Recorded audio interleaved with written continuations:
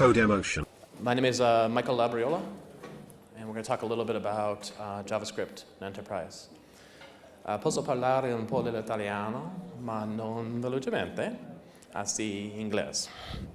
Okay, so if you do have a question later, you can ask. Sometimes I might even understand. We'll work on it together. First, a little bit about who I am. My name is Michael Labriola, client-side architect with a company called Digital Primates. I am an Apache committer. I work on Apache Flex as well as some other projects. I've authored a bunch of books on internet technologies, but I'm very passionate about open source projects, so I worked on a number of them, and I've started a number of them. I'm a testing geek. I like applications that work, and I architect really, really big things. A lot of the applications I do are very, very large. And so a little bit about what we're going to talk about today is JavaScript from the perspective of very large applications and what's different. But it's not all we're going to talk about. And what that I mean by that is that understanding large applications can sometimes give you a different perspective on all of JavaScript and all of development. So we're going to talk from that perspective, but about different things. So my goal for this session is simple. I would like to make you reconsider everything you know about JavaScript. Now, this is unfortunately a very large topic with a very short timeline. So we're going to settle on this, which is that I want you to at least think about what it might mean to be large JavaScript projects and how that might be different than everything else. There's a tendency, and we'll see as we talk, towards people grouping things together and saying all JavaScript development should be done in this way or thought about in this way. And I want to change your mind on that. I want you to think about it differently. Okay, so let's talk about specifically, let's bring that over here so it makes a little less noise. Let's specifically talk about the idea of an enterprise application. This is a very misused word and a very overused word. What does enterprise really mean? So I want to talk about it in terms of my experience and things that enterprises generally want or need to sort of draw a difference between what that means and what we normally are talking about with a lot of applications. So the type of applications that are large are going to have some differences that are going to make big effects later when we consider how to architect them. First of all, we're talking about very, very large systems, usually developed over the course of many years. So it's not one small effort, it's not one small piece. And once they're in the field and deployed, they might need to be maintained for 10 or 15 years before that piece of software is removed. So what challenges do you think that would instill? What does it mean if you have, or what things might happen if you have a multi-year project? Thoughts? I'm just going to pick one of you out and ask you anyway, so you might as well answer. Come on. Thoughts? Okay. I'll pick on you later. All right, so when we have multi-year things or when we have really big applications, there's a number of things that happen. I mentioned here below that we have a lot of developers, right? Hundreds of developers. But that means that new developers are coming in and old developers are leaving all the time. So when somebody arrives to the project, they have to be able to immediately understand or very quickly understand how the project works. Right? This can't be a script file with no information in it and no comments and no understanding. One has to be able to very quickly teach someone new what's happening.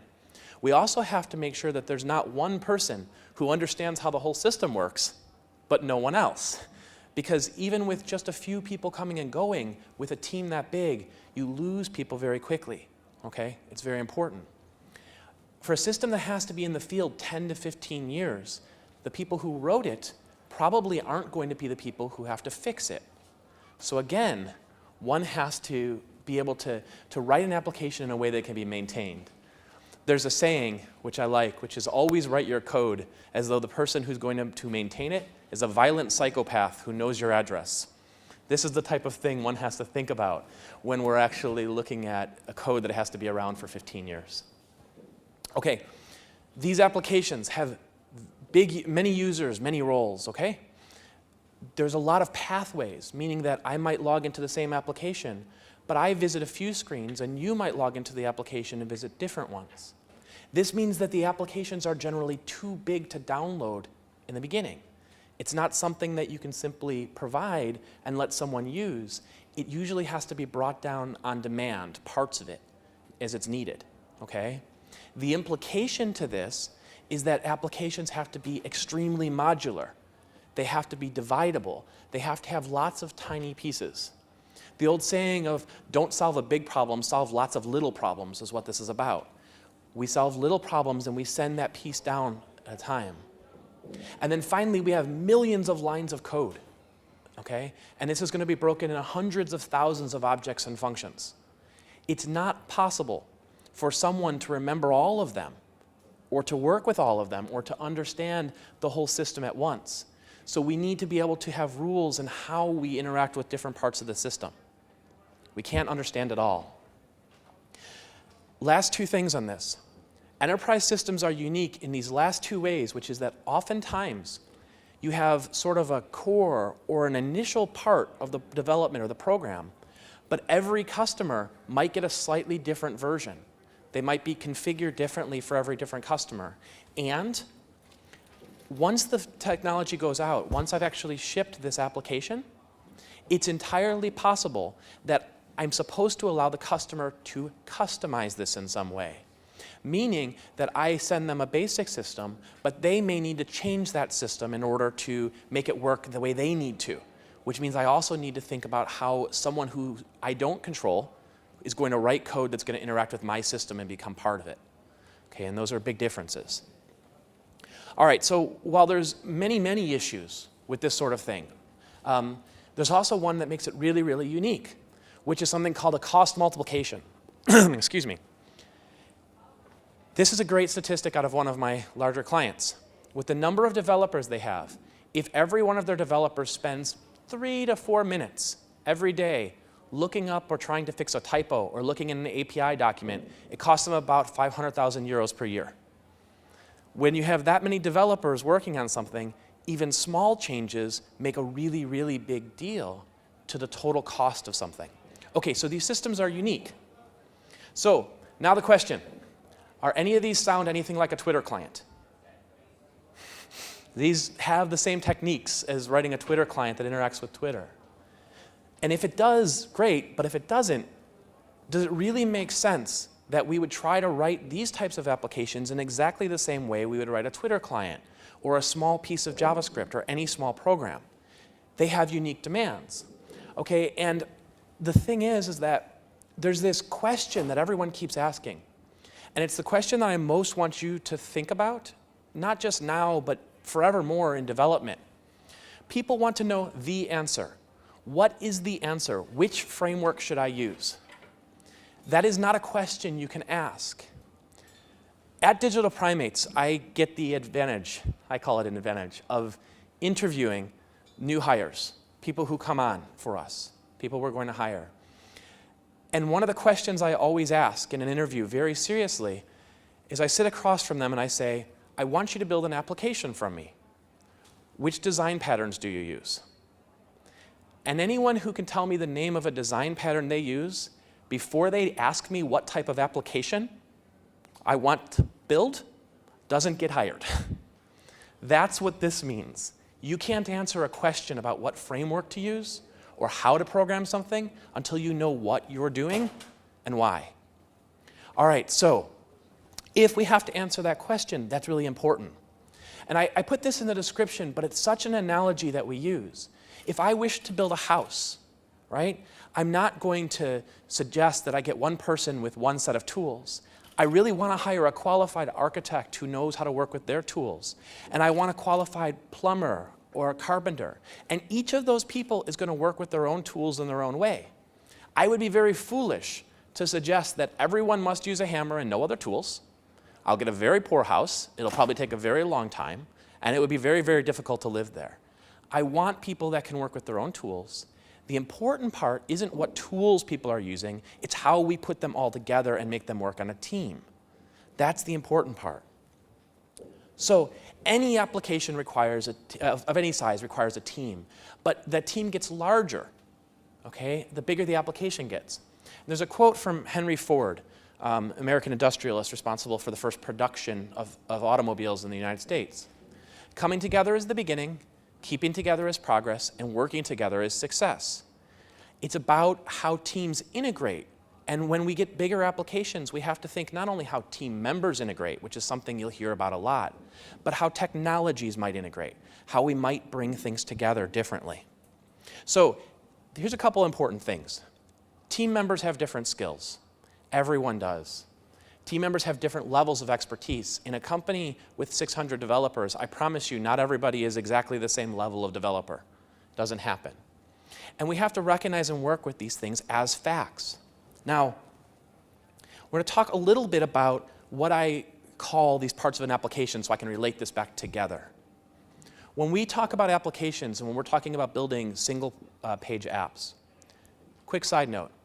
Did anyone see the session yesterday on the front-end track that was given by Tiffany on how to choose if you should be doing a single-page app? If you did not, once these videos are posted, go watch it. It was an excellent, excellent presentation on deciding when you should be considering a single-page app. We're going to say that you've made that decision already, and now we're going to talk about these pieces. We see an application as or view as a combination of components, the way we put them together, some business logic, and we call that a view. And then, if we take all of our views together and we add things like data, okay, our model, and things that get data, services, we have our application, right? Now these parts and these breakdowns aren't accidental, and you'll see how that comes together. Because there's a traditional way of development, and it's a really sad thing for me. It's because the traditional way that we develop is that a developer writes code which creates a user interface. Okay, that's the very traditional model. And even though that's changing a little bit and is potentially getting a little thought about now in this world with JavaScript and HTML, if you look at frameworks like EXTJS or even GWT, things like this, they all follow the same model. A developer writes code, code becomes a user interface. There's a couple problems with that. First of all, that means that a designer figures out what something's going to look like and has to talk to a developer who changes the code in order to create a user interface, which goes to the client. Now, when I say client, that might be someone in your own organization, that might be someone external, then who has to go back to a developer who has to write more code in order to get a user interface, and we go round and round in this circle. Now, that sounds bad, but here's the reality. A designer tells a developer what to do, and they write code to make it work on every one of these different browsers. And when it doesn't work on every one of these different browsers, it goes through from the client, and the designer says we have to change it, and it goes back to a developer. Oh, and by the way, not only do we have these browsers, but then we have things like IE versions, 7, 8, 9, 10. Oh, but it doesn't stay that easy, because it turns out things like IE 10 actually work slightly differently on the 32-bit or 64-bit versions. So that means that we end up with a scenario where every time we integrate a change, we involve all of our development staff to try and maintain the user interface. This is a very bad idea. It's almost, the analogy I used before was it would be like having your electrician stand over the carpenter and tell him what to do. It doesn't make sense. We need them to be able to work independently. And in fact, one of the things that we strive for, one of the things that my company's been working on for a while is how we get to a different model. One that's a little bit more like this, where really we have the idea of somebody doing design and implementing CSS and HTML, testing and being able to deliver, and then we have someone architecting changes and developing them and testing them and delivering. But the idea is that we need designers and developers to be able to work together. There obviously has to be coordination, but they also have to be able to work nearly independently in order to scale up or build apps. And again, as I mentioned, I like to think about these things from this really big scale because it's very easy to see the amount of money change when you make a small change. But it doesn't mean it doesn't apply everywhere. It does. The more you see of the independence between designer and developer, I think the better we are. There's another reason too, which is kind of funny. Well, actually, I'll get to this in a moment. It's kind of funny. Joel Hooks, who gave one of the Angular talks earlier today, he was here and he gave the earlier Angular talk. And Joel has a funny way of talking about people, which I thought was very amusing. He said that it is possible to find someone out there who is as good at doing the design work as development work. Okay? That person, they're there. However, we both agree that if you find that person, that one person in the world who's very, very good at doing both of those things. You should hire them because it's like finding a unicorn. When we find the unicorn, it's very important that we keep it because that's not how most things work, right? We need to be able to integrate people because we have people who are good at one thing and good at something else, and we want to figure out how to work together. Now, the fallacy, or rather the part that I don't mention here, is that there's another problem, which is that that's true of designers and developers, but it's also true of developers. You see, we have this tendency to group development together and say that, well, they're developers. They do these things. But that's not true. Not all development is the same. Not in any stretch of the imagination, and not all developers are the same. How many of you are still attending school at this point or going here? Okay, not many, a few. If you haven't, those of you that are still doing school, and obviously the ones that are out probably have, you'll see that every developer is eventually going to settle, one way or another, into a range of things they feel comfortable with. There are some people who change, and that's great. There are some people who learn a lot of things, and that's wonderful. But the idea is that people get good at implementing things. In other words, there's people in a big organization who understand the business rules very, very well, and they're very good at implementing the business rules. And there's people who are really good at performance, and there's people who are really good at testing and all these different pieces. They can learn from each other, but it's probably not likely that someone who writes business logic and talks to databases should also be the person who writes the low-level code that's supposed to be performant, right? Those two things don't necessarily line up, and they never will. Why? Well, because not only are you good at one thing and another, but they involve different ways of thinking. Thinking about performance is different than thinking about business rules. There's different ideas, there's different requirements, and they also require different tool sets. Again, like the carpenter and the plumber, one needs to be very good with their tools as well as have the knowledge. If I'm a carpenter with no tools, I'm still very ineffective. I need to be able to have my tools and I need to be able to have my knowledge. And that's what I mean by this. Now, with very large projects and very large teams, it's pretty unlikely that you're going to take a whole bunch of people who know something well and retrain them to do something new. So in this world, in this shift to JavaScript right now, we have a lot of people who are trying to understand where their place fits, because we're seeing more and more things move to JavaScript in the front end, but their training is in more object-oriented modeling, not functional. It's more about how to write business logic, not how to worry about the nuance of function creation inside of JavaScript. So when we don't have this retraining and we don't have this cross-training, we still need a way to be able to make these things work. Now, my belief, my personal belief, and a lot of what I've been working on is this, is that we need to be able to allow developers to choose the right tool for the job. And, by the way, something that's almost heresy, it's looked upon very negatively, is that I believe that not everyone needs to write in the same language. Okay? Not everyone needs to approach the problem the same way. Now, time for background on me. This isn't a new idea. I used to come from an embedded systems background. Are you familiar with embedded systems? Small things, mostly before smartphones, but small microprocessors, controllers, these sorts of smaller things. I programmed those. And all of these ideas already exist when you look at how embedded systems are constructed. There isn't somebody, and we don't write in one language. In general, the very small, low-level things are written in assembly, or are written very close to the processor. They're written in assembly, and then we layer higher-level languages on top of that in order to get the best mix of different talents and different people. There's a smaller subset of the people in the world who can do the really small assembly, and a larger subset who, given those pieces, can do the broader amount of work that needs to be done. This is a very successful way to do things in embedded systems, but even there, it doesn't mean that it's necessarily well received. These are some of my favorite quotes, at least the first two, that I've had from people I've worked with over time. And it's great how history repeats itself in the world. This one says C, as in the programming language C, which most people think is very low level. C is a crutch. If you can't write it in assembly, it's not worth writing. Okay? I was told that one time.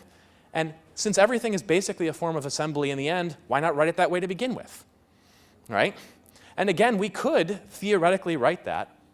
Interesting side note, fun one from Microsoft. The very first version of Excel was written in assembly.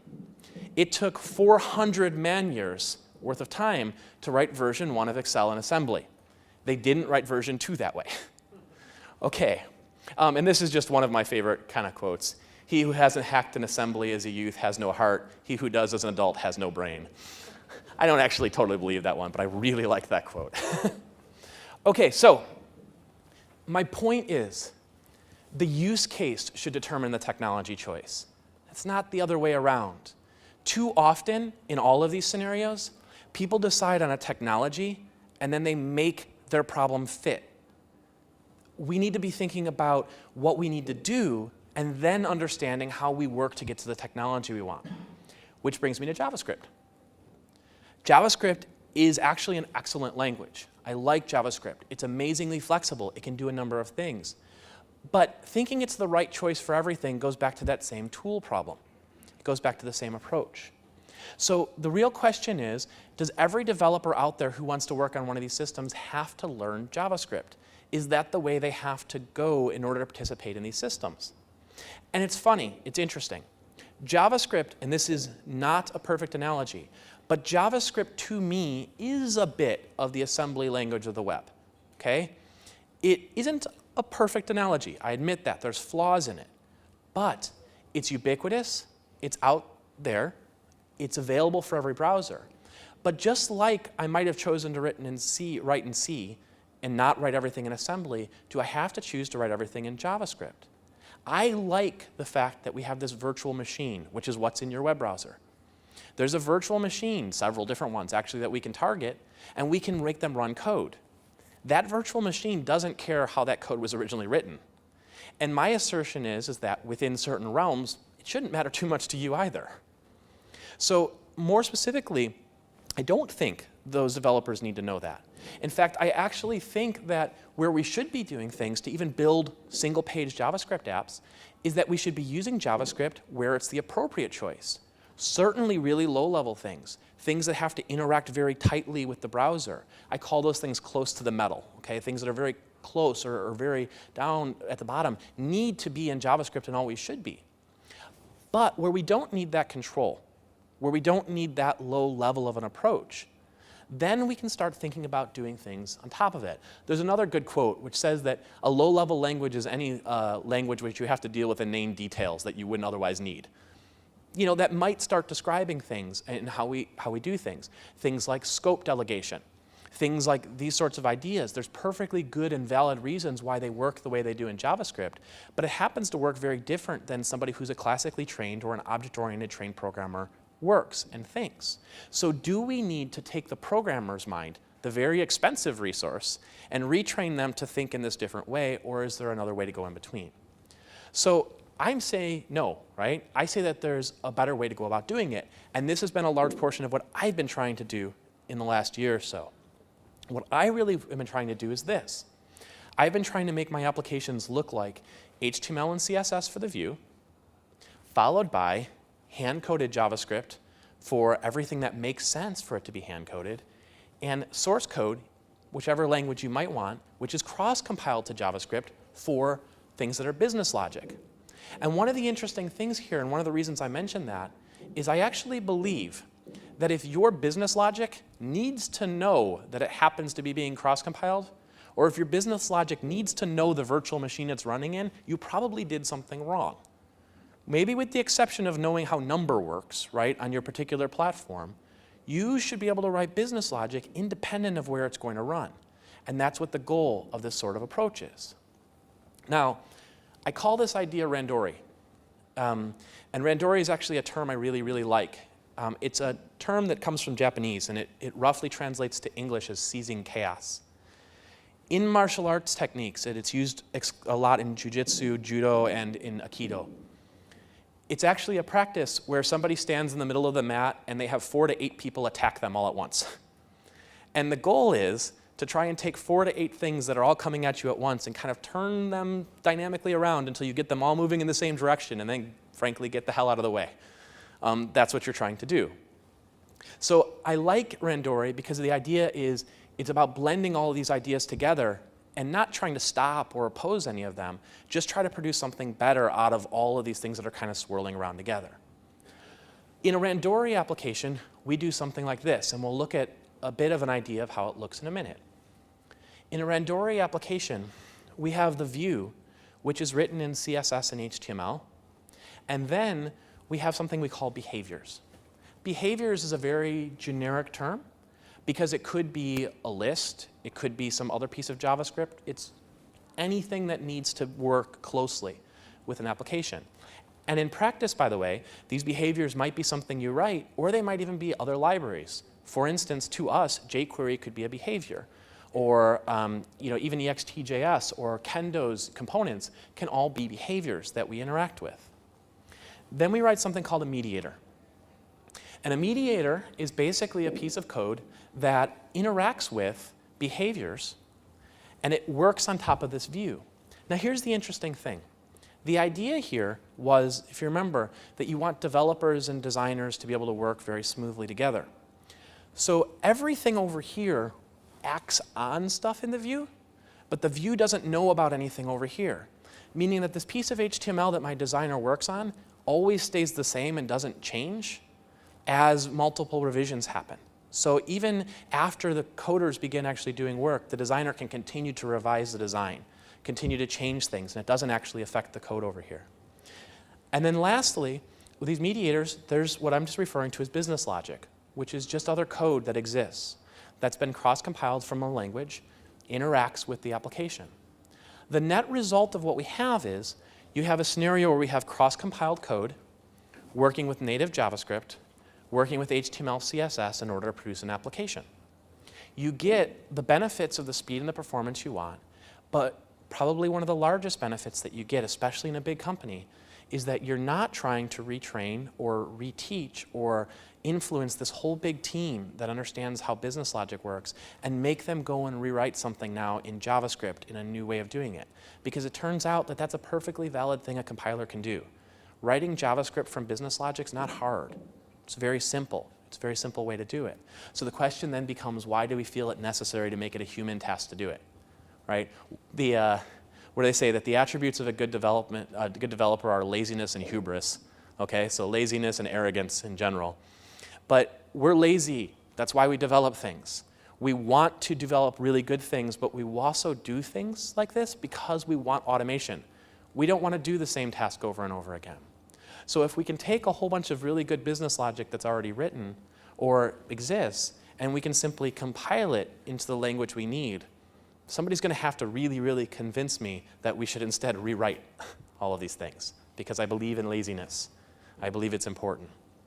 Okay, does everyone get the idea of what I'm kind of going for? Basic sense? All right, we'll look at, and these sessions are short, right? So we never get the advantage to like really fully, completely go through these. But I thought we could look at just a really simple little application that's kind of written in this way. And the thing to understand right now is that these are ideas. These are open source projects where there's interesting development happening and different people working on things. In fact, right now, we have two versions of this working. We have one version that works on C# as a language, as a source language, and we have another one that actually works with ActionScript.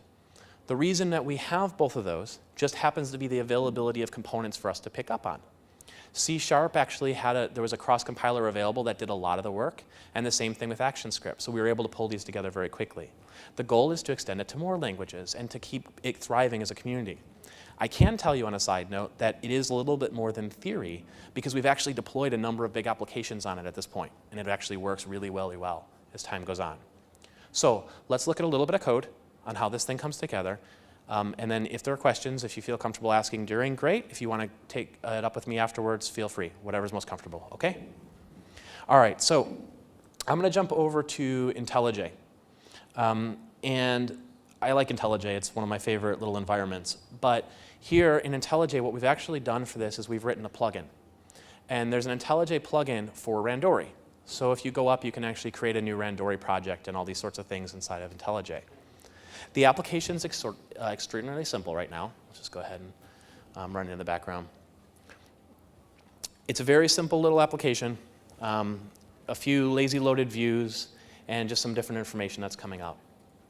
Now, this application is written in a combination that we talked about. So what you'll actually see is that it starts out with some HTML pages. So we have default.html, which is our main HTML page. And for each of those links I just clicked there, we have things like labs.html. there is no code associated with these pages. Again, it works by working on the view, not making the view know about the code. And the goal, again, was to make these things that my designers can work on all by themselves, just CSS. However, what ends up happening for each one of these pieces of code is that we have something like this, which is a mediator. Now, this mediator is written in ActionScript in this particular case. So there's a few things. First of all, going maybe a little bit in reverse, just a simple constructor. There's an onRegister event, a handle result. But up here first, we start with an inject tag. And that's because the whole infrastructure for this framework is actually built on the idea of dependency injection. So we don't in any way go looking for things. Things are given to us when we want them. That's very, very important in a scenario like this because dependency injection also works extremely well with what I had mentioned before, which is the ability to load things on demand. The system doesn't need to load target service until it realizes somebody wants a target service. So everything is loaded as it's needed, or you can choose to cache things up front.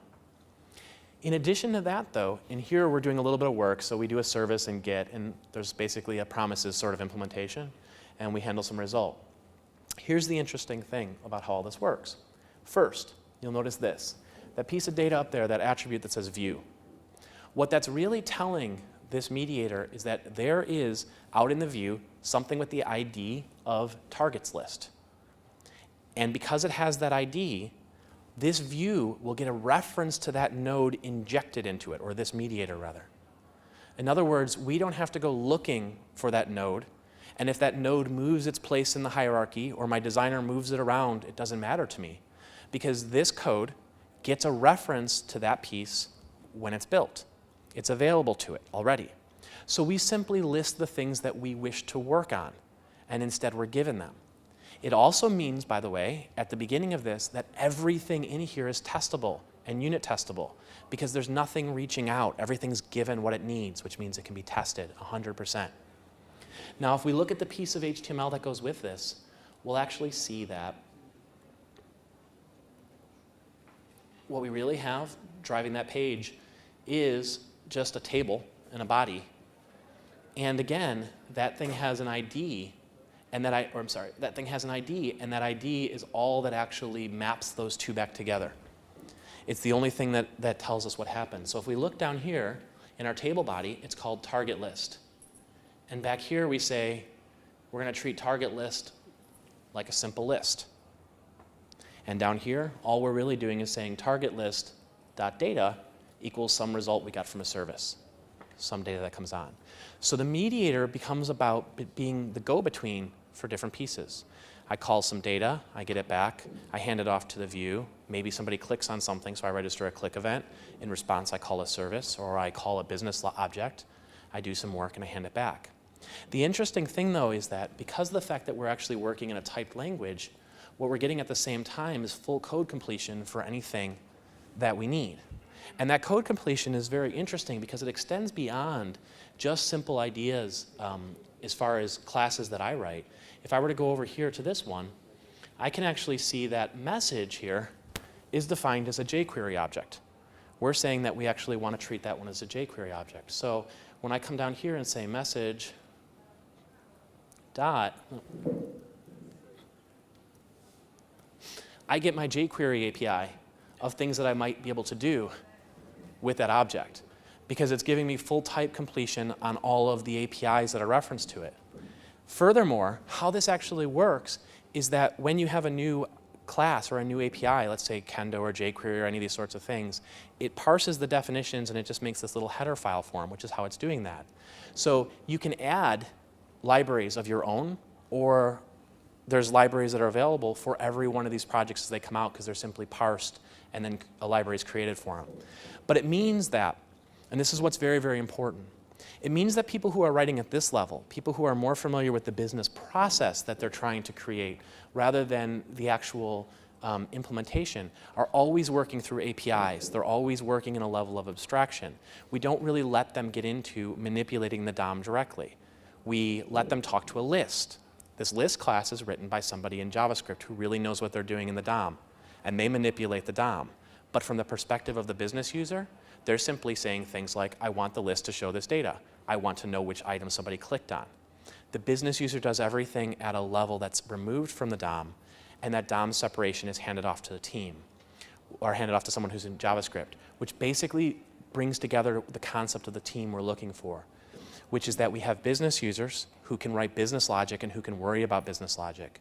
We have JavaScript devs who can do a really good job, but whose job it is to be isolated from the functionality of what the app has to do at an upper level, and instead just provide the really close things that they need to do and effectively provide an API to the business user. And then we have the designer developers who can do HTML and CSS and who are building those pieces. And so together, we build together a team. Not everybody has the same skills. Not everybody needs to. But we can actually keep those divisions. We can keep clear pieces. And if you think about it again from the perspective of somebody coming in to an application like this, when they go to work on a feature or a part, they see a mediator with some well-defined APIs, with some business objects that they're going to call. A business user coming in doesn't need to understand the whole application anymore. They can understand this little part of it with code completion and with well-documented APIs that let them get through. So this is a 2-second overview, obviously. We don't have time to do everything I'd like to. But we've been able to deploy, using this strategy now, an application that has up to 100,000 classes, or what would have been classes originally. And it's out in the field, and it's being maintained, and it runs very, very well. And it was written primarily, the business logic, all by people who didn't know the JavaScript layer. And the lower layers were all written by people who did, and it's working beautifully together. So I'll end this here, because we have just a couple minutes if there's any questions. And again, if there's not, or if you'd prefer to ask them afterwards, we can cut it short and do that. So are there any questions anyone would like to ask? What about the back end? Sure, debugging specifically? So there's a couple of things. First of all, when the question is, what about debugging? And the scenario are, A, we can obviously go back to Chrome and do our debugging thing like we would anywhere else, right? The interesting thing about it is that our code actually very closely follows the types of things we were seeing. So if I were to go to, let's see, that labs, I think Target's Mediator is the one I was in. You'll actually see that this code very closely follows what we had here. So it says on register, service get then. And when we come back to here, we'll see on register, service get then. The code's very, very close because in debug mode, which is where we're running right now, it outputs roughly semantically equivalent code so that it's extremely easy to see what's going on. And then, of course, it tightens that up for a production version. But additionally, and to be honest, we can do this, and it's a good demo feature, you can set up source maps so that you can actually see the original source code for all of those files when you're debugging them. And so you could see the C# or you could see the action script. And it's a really nice feature to demo, and everyone says that's fantastic, it looks great. And then the moment you use it, you turn it off because it's much, much easier to debug the JavaScript than it is to actually debug it in that way. But the answer is it's still debugging through Chrome right now. Now, there are some interesting things that might be coming that let us tie in a little better and debug it in an IDE, but they're not here yet. Fair? Yeah? But if I find a bug and I change the code, the changes not simply seen in the... If you change the JavaScript code? No, if I change the action script code. Great question. So the question... Sure. So the question was, you find a bug and you go to change it, it's not immediately there. And yes, the answer is that there's a compile. There's two things. There's an incremental compiler, which means it's only actually recompiling the piece that you changed. So it doesn't have to recompile everything, number one. But it's a trade-off, and compiled languages always are. So for this particular application, even with the startup time and the shutdown time for the compiler is less than 2 seconds for it to get going and completely launched. The trade-off with a compiler is always that you have compile time, but what do you gain? And the answer is, for someone like myself who might make a few typos a minute, I don't have to debug any of those because the compiler told me about them long before I ever launched the web browser.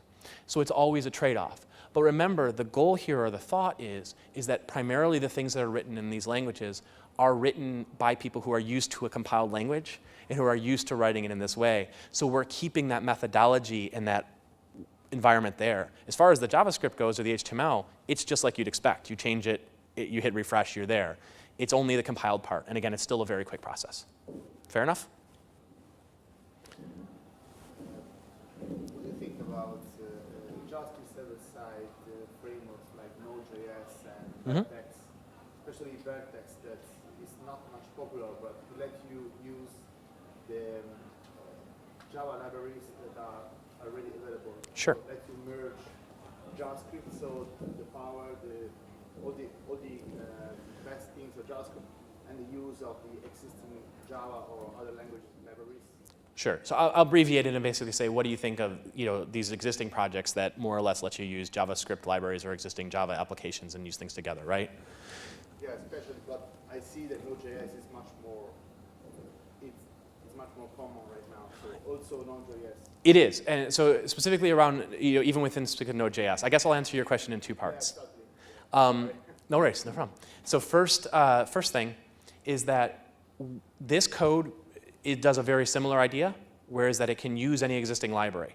So when I mention that there's a promises implementation, or when I mention that we're using jQuery, we haven't rewritten those things. We're using the real jQuery library, and we're using a promises implementation, and we're just referencing them from the ActionScript code. And in fact, we even have a library for Node. So it's actually possible to write Node code in here, compile it, and then actually have it run. So we're doing very similar things in those. It's just we're trying to bring it to a certain level. So I like those projects. In fact, anything that can give my developers an advantage as far as code hinting or some sort of sense that rather than debugging typos, they're debugging logical errors. And that one's important to me. Because for me, for my developers, I hired very good people, and I want them to fix logic. I want them to fix logical errors. And I hate knowing that they spent an hour fixing a typo. So anything that helps me reduce that, I'm in favor of. Now, as far as other frameworks go, mind you that this is one of the things that we like to do. There are other frameworks as well that are out there. I don't think this is the solution to everything. I think this is a solution to a specific problem where you have business users and a relationship between these three things. But I do think there's some interesting things to be learned in either case, which are about what works and what doesn't and how we can bring roles together and things like that. Fair? Okay. Any other questions? Can you show us a behavior? Say again? Can you make an example of a behavior? Just, yeah, no problem. So just an example of, like, for instance, what I'm doing or compiling or something? Yeah, because we saw mediators, and Sure. I see at the end a behavior, an example. Sure, no problem. So well, in some ways, right, the whole jQuery library is a behavior to us. Okay, that's one example. It is possible to also, for instance, write behaviors in inside of ActionScript or whatever language and compile them as well. So let's see if I actually have one that I can show you very quickly, and then we'll probably end there.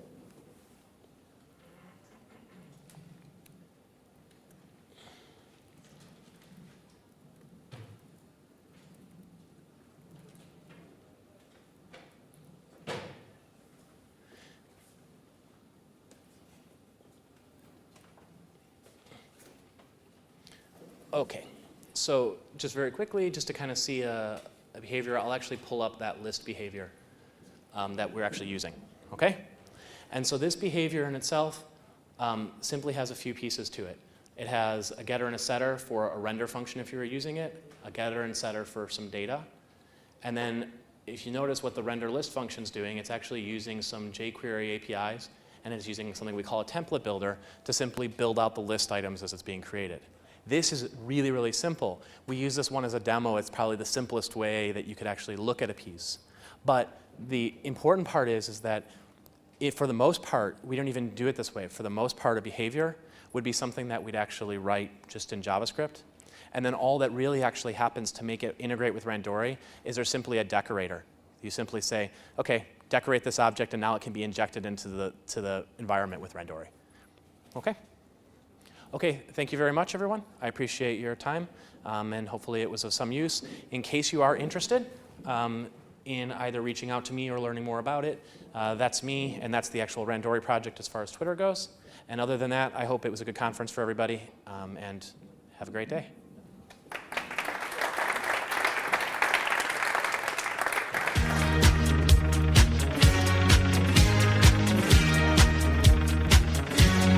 Codemotion.